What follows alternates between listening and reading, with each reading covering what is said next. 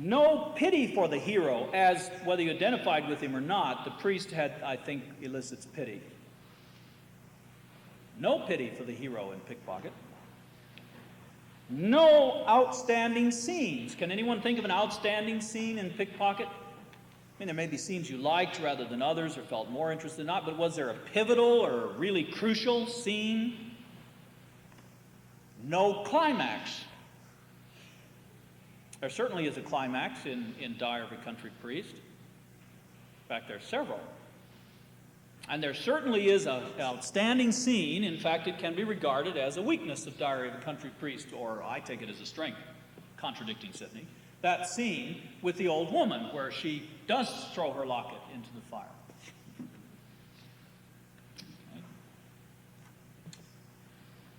Okay.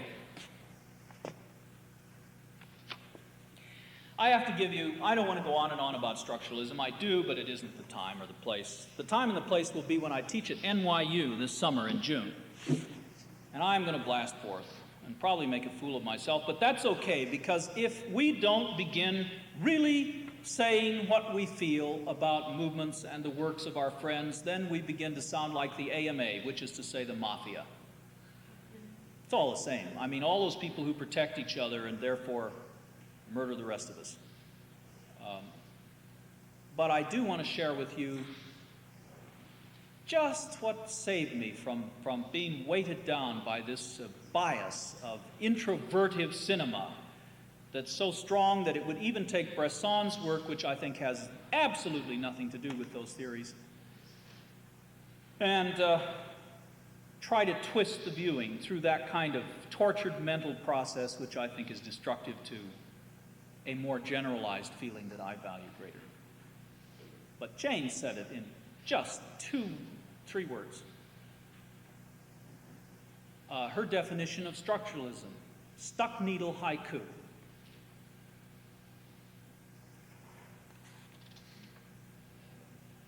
Stuck, think about it. How many know what haiku is in here? Oh, well, not too many. Haiku is a very marvelous form of brief Japanese form of poetry, which has been sloppily imitated in the United States, that involves a certain particular number of syllables. I think it's 575, right? Or is it 757? Doesn't matter. They evolved a form that they were comfortable with, and people played games with it for centuries, and there were some great poets within this game. But imagine that, but it is like a very tiny, delicate narrowness. Now that's its beauty. It's so tiny, so gentle, focuses on such, may focus on the moon, but it focuses on it in relationship to a grasshopper leg or something, or to something very personal, real, straight kind of evocation. But imagine that with a LP record stuck needle, particularly in Japanese. I mean, oh well.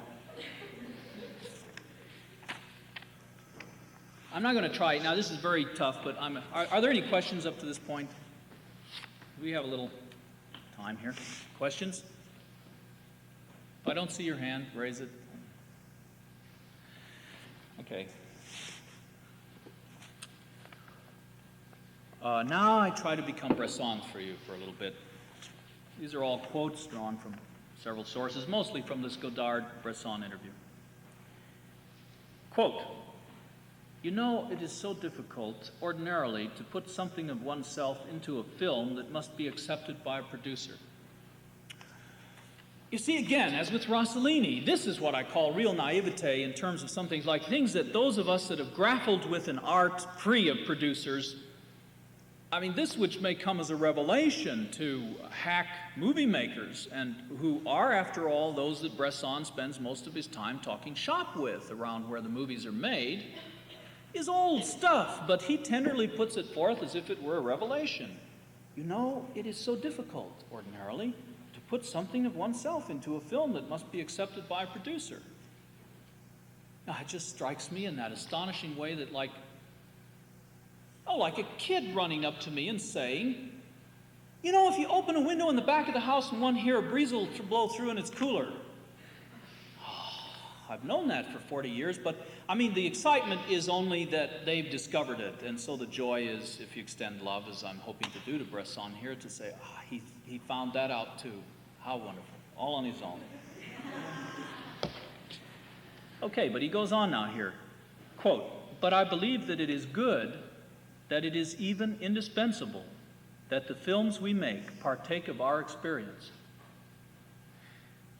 So a film must not be the mere execution of a plan, even of a plan that is your own, and still less that of a plan that would be another person's.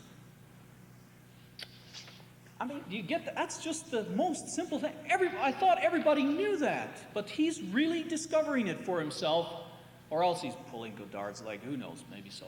I don't think so, though. It's so straight, it's so tender, it's so young in terms of what it takes to make an art. It brings tears to my eyes that an old man like this should be, having managed to survive in this whorehouse of movie making all these years, is tenderly pushing forth these simple truths.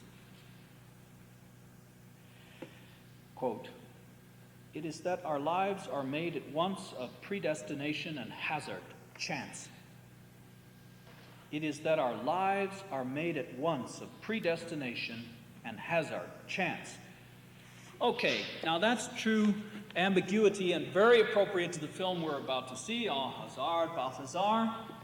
Balthazar presumably stands for predestination, and hazard is chance. And awe is awe, I guess. What does En Hazard mean? I take it means something like by chance. Is that correct? As we would say in English, by chance so-and-so happened, or by chance, President Nixon. Alas. But does anyone know what A-U-H-A-Z-A-R-D means in French? Despite chance. By chance. So, okay. See, without knowing French, if you think about it, you can, some of the time, arrive at it. Okay, by chance. So that chance is put in there very gently in passing, and Balthazar, predestination, is put in there very elusively and symbolically, right? And that's a terrific title for this film. It is that our lives are made at once of predestination and of hazard, chance. Again, he goes into chance in a Genesis type of way in this essay. I can't quote exactly, I didn't write it down here, but his sense of it is, finally, that, and here's where you get his sense of the complexity of human living, that by chance you come to a crossroads, or, even more complicated, by chance you choose the right path rather than the left. By chance you choose the right path rather than the left. Which is, as far as I'm concerned, to try as hard as he can, as I find him to mostly be doing in all his utterances, to say absolutely nothing. Now think about it. By chance you choose. I mean, that's neither backing Calvin nor John Cage. That's a political speech. That's as good as anything Jimmy Carter's managed in the last. He goes on to say, now this is a wonderful moment, because this is the only moment in this interview where suddenly I really feel that he's thinking on the spot, that he's broken through, and suddenly arrives at a realization that isn't a series of masks to try to salvage his position. So I'll reread the first part and go on to the second. It is that our lives are made at once of predestination and of hazard, chance. Perhaps it is indeed that, and there now I realize it is. That was the point of departure of the film. Very strictly, the point of departure of En Hazard, Balthazar, was a lightning stroke vision of a film whose central character would be a donkey. Now, I'm sorry, I stepped out of character. Even, it's shameful too, even to be, not only to try to pretend to be Bresson, which is impossible, but I should do it as he would have an actor do it if I'm, but I'm an actor, so I can't. Still, I'll try. Very strictly, the point of departure was a lightning stroke vision of a film whose central character would be a donkey. Now, this is the most powerful utterance he's made in the whole interview. Lightning stroke is like it's something you'd never see in one of his films, hardly, you know. Well, you might, but off over the shoulder of somebody, etc. The idea came perhaps, quote, the idea came perhaps visually, for I am a painter. I notice he doesn't say, I was a painter, I am a painter. Now hear this. Quote, I am a painter. The head of a donkey seems to me something admirable. Visual art, no doubt. Then all at once I believed I saw the film. Then I lost it. Later I found it again. So wonderful.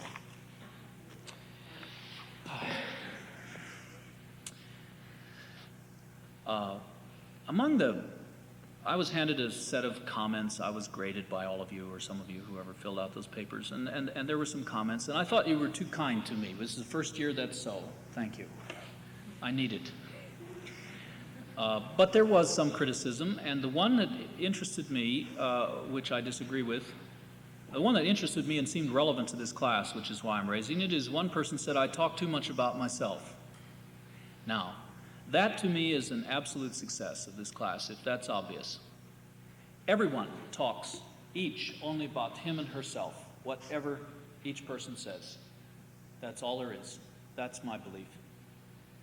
If I have made that obvious, then maybe it'll be obvious that the others are also doing that, who are not making it obvious and who in fact are concealing it mostly, most people, and me too most of the time, in every way they can.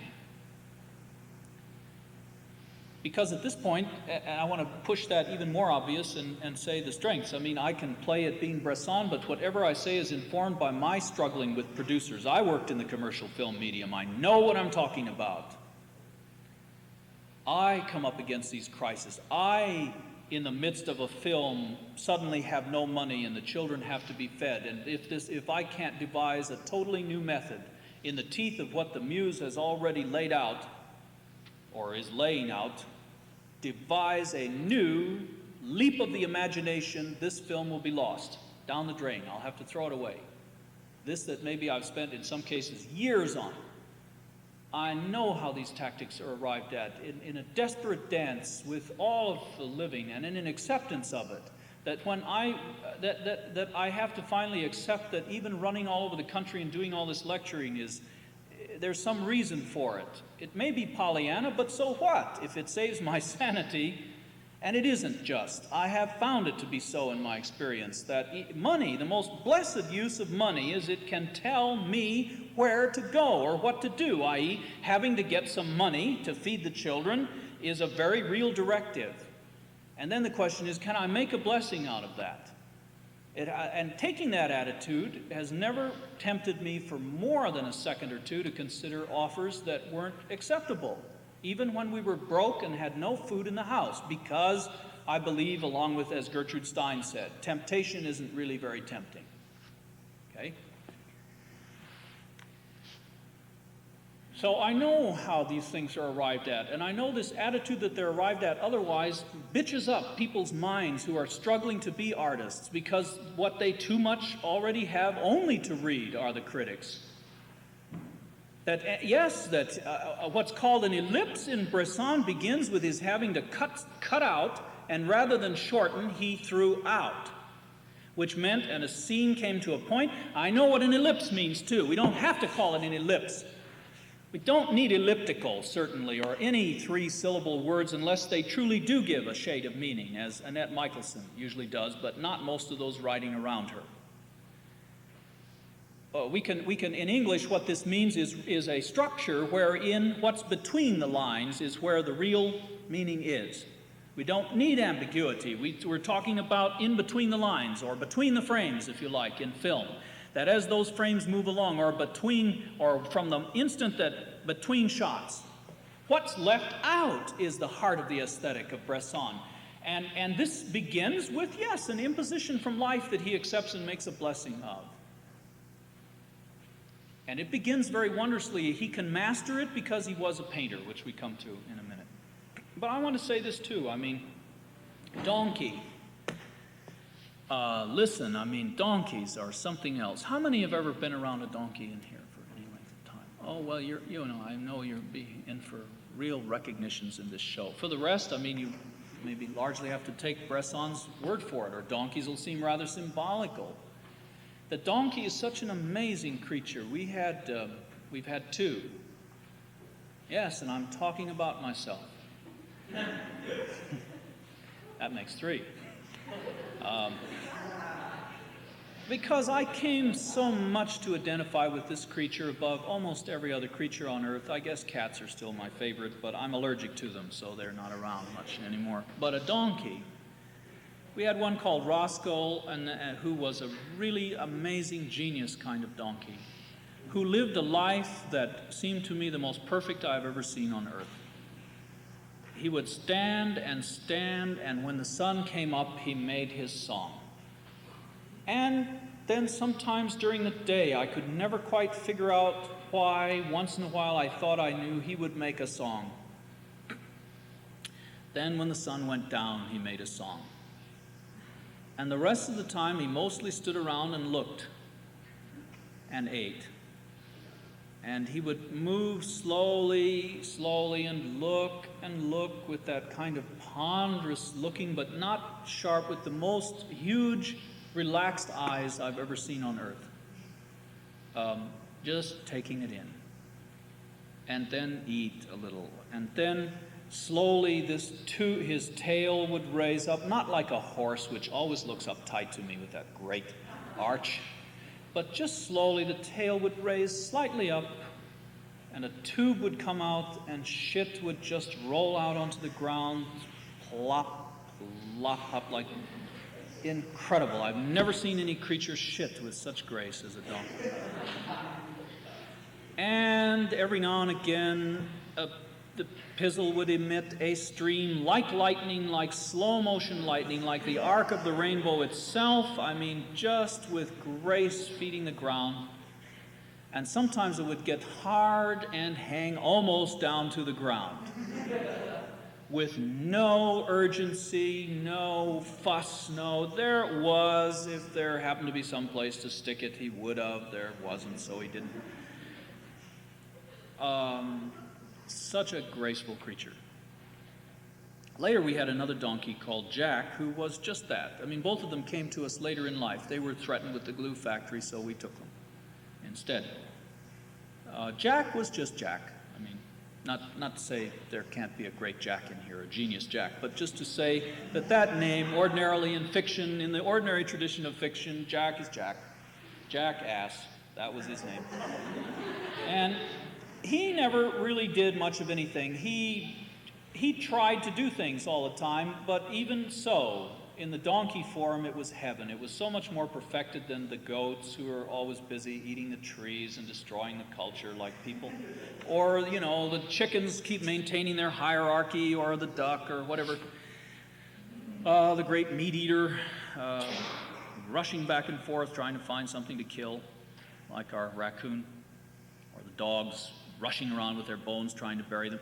Jack tried to relate to all these various things and failed at all of them, and he had exhausted every single barnyard animal, and I was wondering what he'd try to imitate next. The birds? And then he died. He just dropped dead, and that was Jack's story. Now,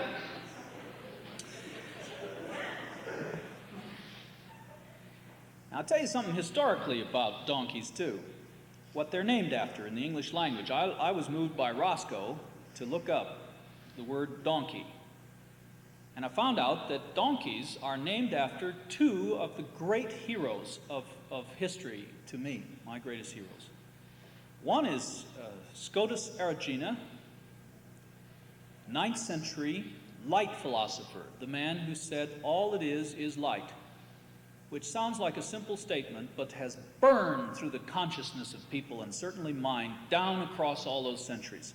Said a great many other things, but that certainly was enough. A very brilliant man in his day, way ahead of what anyone else was beginning to consider, which would lead from his and few other people's initial push to the whole of what I regard as the real excitement of modern physics. And the other is a man whom I've always thought, whom I had confused with the first for a while, and I've come to think actually took his name in homage of the first. He's like a 13th, 14th century philosopher, a light philosopher also, called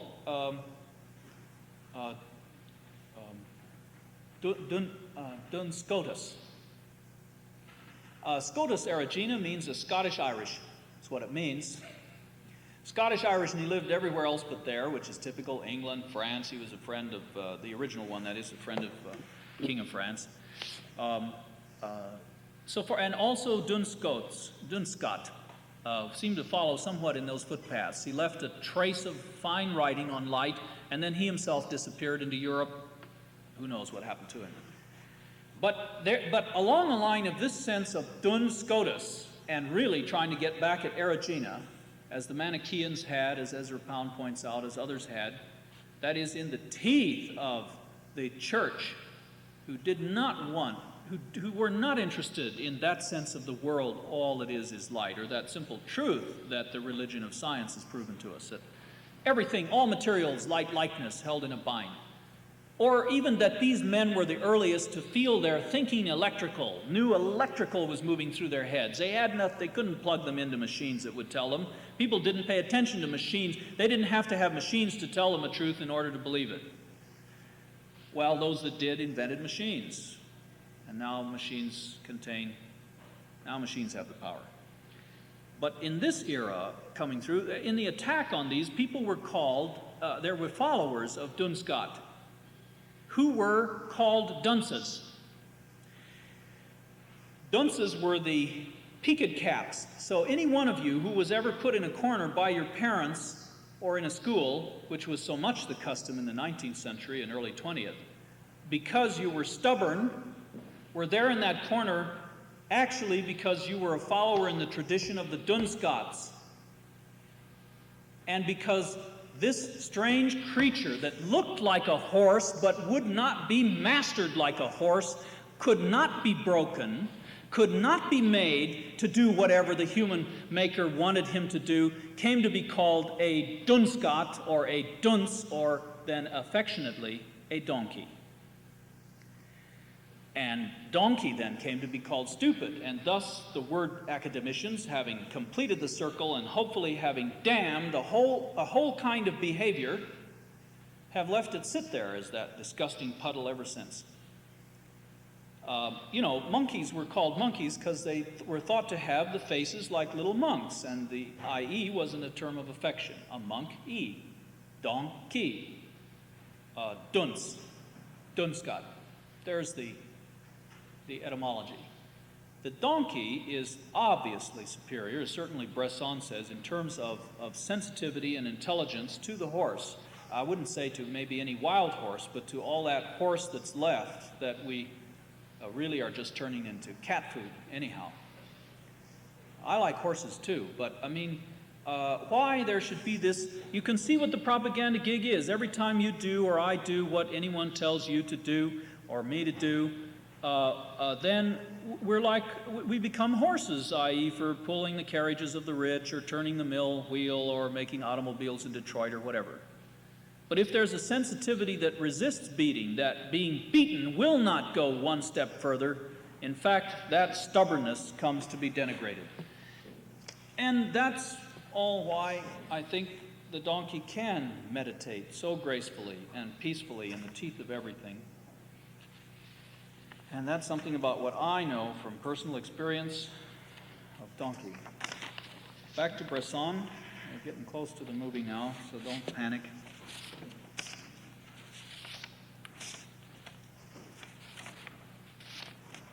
Bresson, I am a painter. And perhaps it is there precisely that you find your idea, for I am scarcely a writer. I write, yes, but I force myself to write, and I realize, a little as I paint, or rather as I painted, for I no longer paint, but I will paint again. How wonderful I have that thought that this man's always got that up his sleeve. If they ever catch him and kick him out of movies, he'll go paint. I'm sure he will. I hope he doesn't only have to. As for me, when I write as I put color. I put a little on the left, a little on the right, a little in the middle. I stop. I start again. And it is only when there begin to be some things written that are no longer,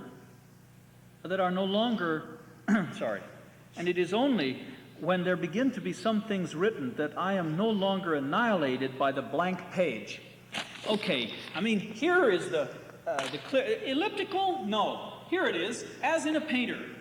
But this is odd because people would not ordinarily say that these films are visually prominent. You know, there's many filmmakers, my God, who people could relate more easily to painting as a traditional art anyway than this.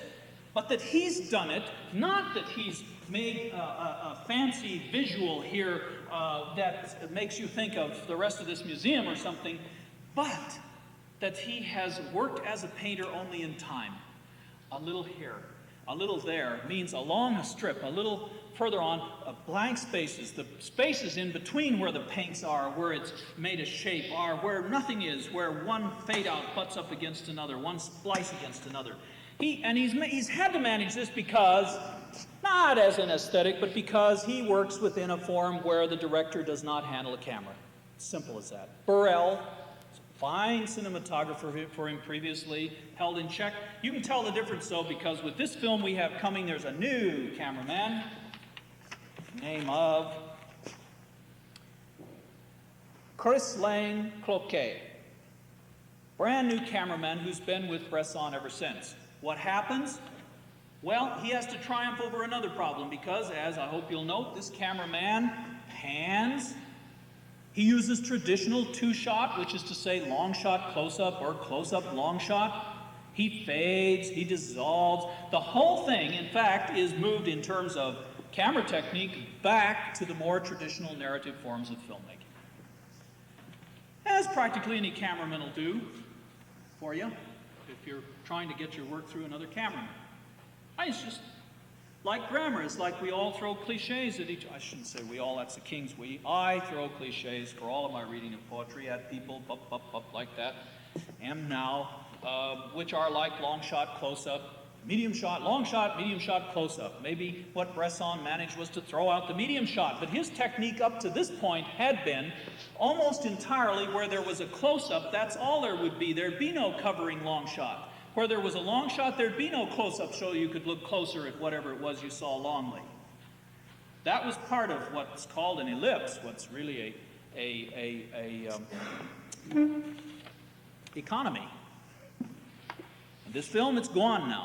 Still, he manages. I mean, if it interests you, those at least who are involved with camera, keep your eye on the tactics of how he gets around this fancy, more unionized type cameraman than he ever had before. Script is by him. That's one of the ways he does it.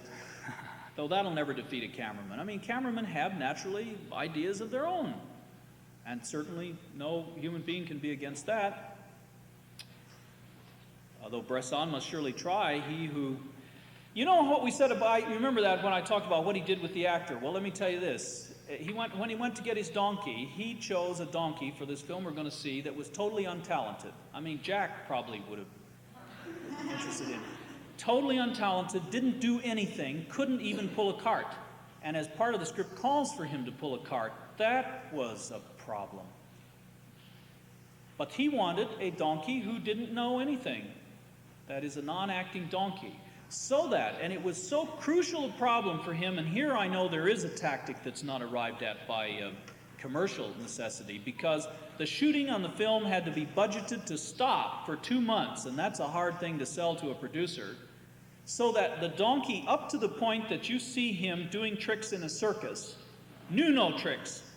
So the whole movie stops, send this untalented donkey to a trainer to learn how to do some tricks. Bring him back, do the tricks, and go on shooting in sequence, so this is a donkey now who knows nothing but does know these tricks.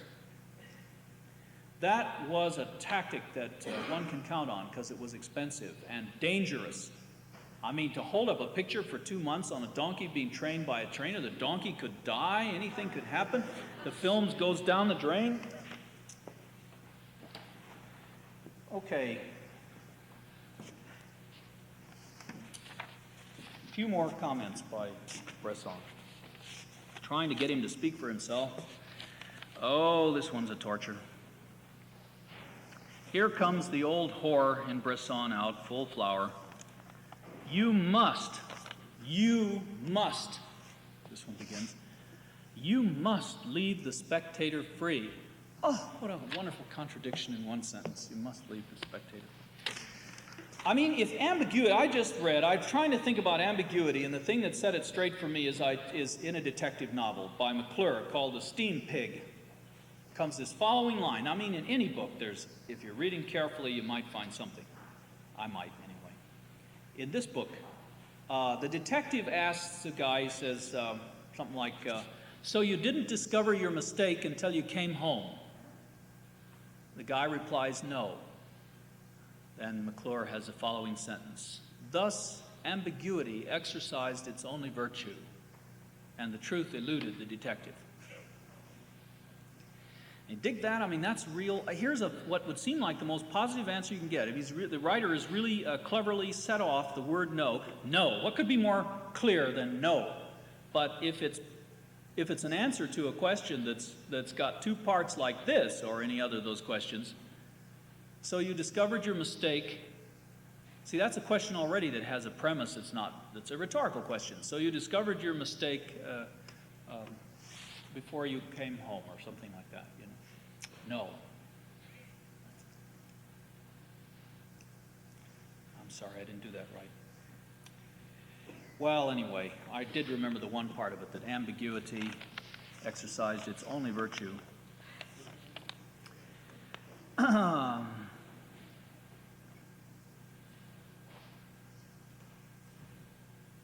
So you didn't discover your mistake until you came back. That was it. It's a double negative question. So you didn't discover your mistake until you came back. No. Okay. Back to Bresson. You must leave the spectator free. And at the same time, you must make yourself loved by him. Oh, you old whore. You must, that's me, I'm sorry. Let him go on. And at the same time, quote, and at the same time you must make yourself loved by him. You must make him love the way in which you render things. That is to say, show him things in the order and in the way that you love to see them and to feel them. Make him feel them in presenting them to him as you see them and feel them yourself, and this while leaving him a great freedom, while making him free. Now, boy, I mean, when Jimmy Carter or anybody comes on and says he's going to make you free, well, it's all the same in the mouth of Bresson. Then he catches himself. He begins worrying about that. I mean, I've given enough interviews to know this. He's said all this, and I mean, I'll be worrying all night about what I'm saying here on the stage today. He's worrying about it, but 2 sentences later, he's got to cover himself. And this is where the style of ambiguity comes. And he does so marvelously. He takes it all the way through and makes one thing cross out the other so that nothing is said, which is to say, so that it becomes more available to anybody's experience of living. Dig this, after all this he's going to do to the spectator, make him love him. I mean, he says later, paragraph later, in the end, it is not a matter of working for an audience. See, that means he's been sitting there thinking to himself, oh God, that sounds like I'm working for an audience, and now all the intellectual snits are going to think I'm just a Hollywood-type producer, and now I'm ruined. What can I say? So here's what he says. In the end, it is not a matter of working for an audience. There is nothing more stupid, more vulgar than working for an audience. Well, that said, it is necessary to do what is necessary to do.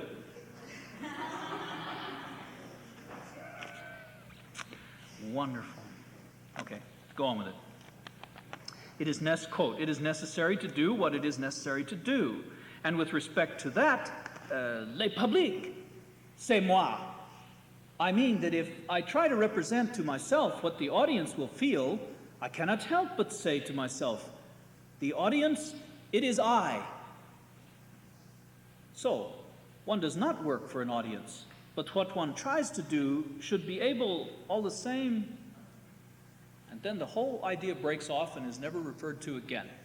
And in this passage is such a marvelous explication of the torture and the struggle of this man, out of which comes this great film. Later he says, the film started from two ideas. Well, it didn't, as we know, as I quoted you, it started in a lightning-like flash of vision of a donkey, the head, The film started from two ideas, from two schemata, if you will. First scheme, the donkey has in his life the same stages as does a man, that is to say, childhood, caresses, maturity, work, talent, genius in the middle of life, and the analytical period that precedes death.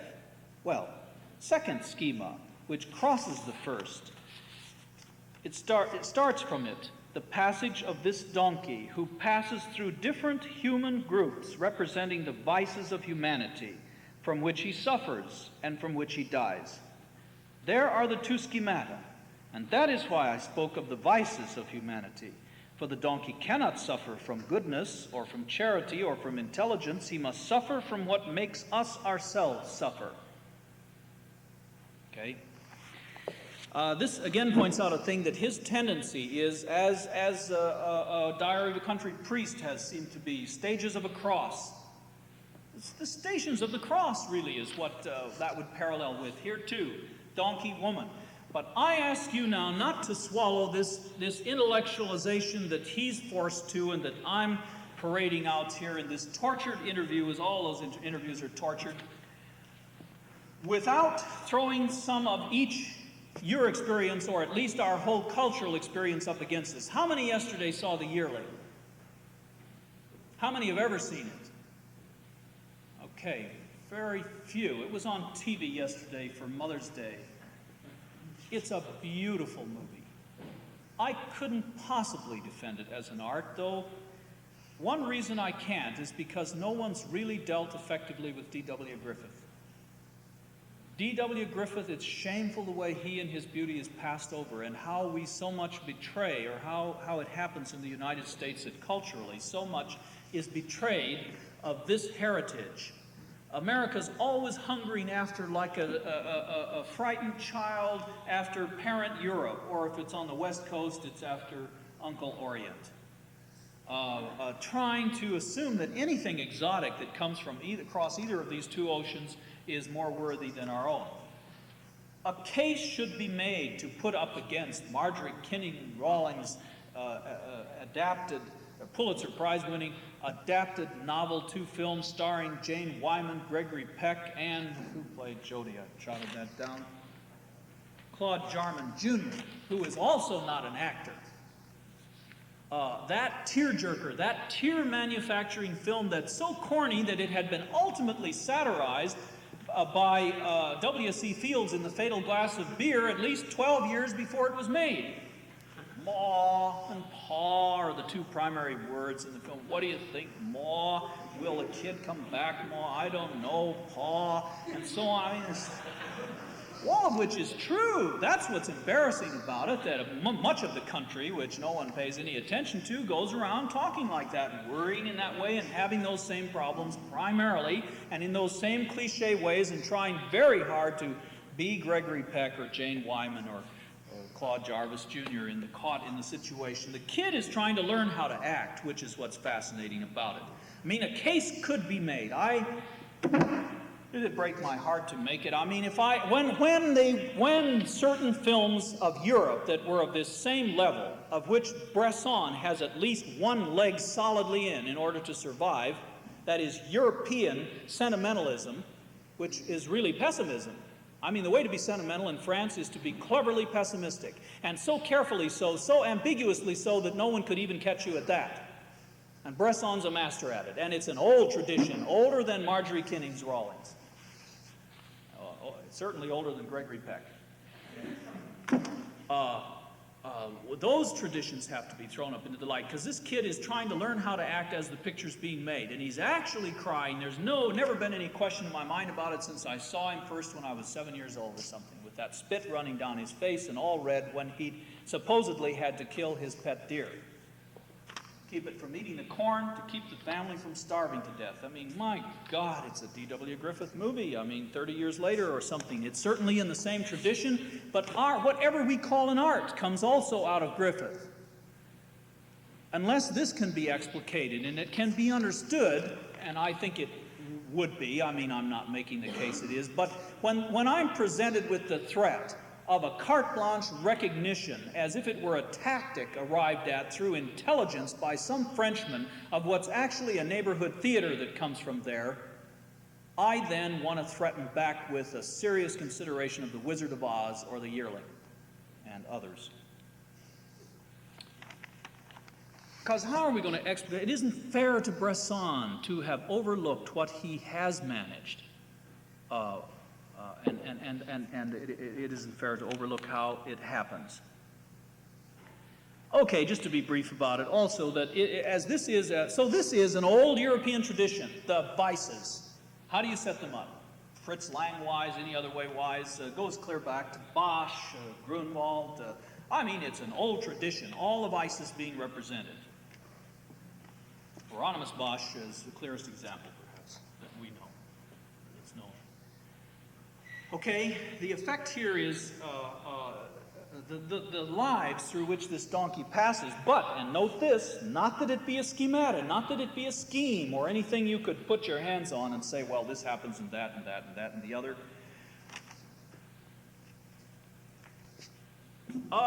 Take, for instance, the case the miser is in there. Marie, who's also the donkey, as Bresson has said, just as Jody Baxter in The Yearling is also the deer whom he has to shoot. They are both yearlings. It's said heavy-handedly, peppered and salted with maw and paw and aw, gee, paw, and so on and so forth. But there it is. There's also in this film, then, the miser. There is the drunkard. Quote of Bresson. And the character of Arnauld, he represents drunkenness a little, that is to say, gluttony. So he represents that particularly, but at the same time, for me, he represents nobility, that is to say, that freedom toward men. Not at all. He represents, first of all, drunkenness, since when he is not drunk, he is gentle, and when he is drunk, he beats the donkey. That is to say, reveals thereby one of the things that must be the most incomprehensible for an animal, to know that the same person can be changed by swallowing a bottle of liquid. And that is a thing that must astound animals, the thing from which they must suffer the most. In a sense, he's there too, quoting Chaplin's City Lights and a long tradition. Okay, I have one quote left. Now I believe that access to the audience is before everything else a matter of rhythm. I am persuaded of that. I think that's true, and I think that despite all of the crippling of the art, if I have to make a case, and I had time enough to see the films enough and to struggle with them and grapple with them, if I had to make the case as to why The Yearling isn't an art and why Ahazard Balthazar is, in terms that would be significant for film, it would be to toss out all these literary allusions, all this essaying, all of whether one is acceptable to the latest New York structuralist crowd and the other never was. And it would be to say on the basis of rhythm, because that's where I find those who work within structuralism betray themselves the most easily. Structuralism, whatever it is, has certainly been a proclivity in film that has permitted the most colossal laziness to be gotten away with by particularly young people of any other movement that I've endured in my living. And I was fooled for a long time until I too began noticing, till I had some films that are called classics of structuralism that I loved, like Ernie Gare's Serene Velocity or Tom Tom the Piper's Son or a lot of Hollis Frampton's work, though by no means all of it. And then I could begin discovering what it was that made the difference for me, and it's rhythm. Quote, of rhythm is image, of image is knowing, and of knowing there is a construct. That's by Charles Olson, and that was quoted to him in a dream. He dreamed of Ezra Pound coming and saying it to him, when in fact Ezra was calling him that Swedish Yid and wouldn't see him anymore in daily living, but came graciously in a dream and said, of rhythm is knowing. Okay, thank you.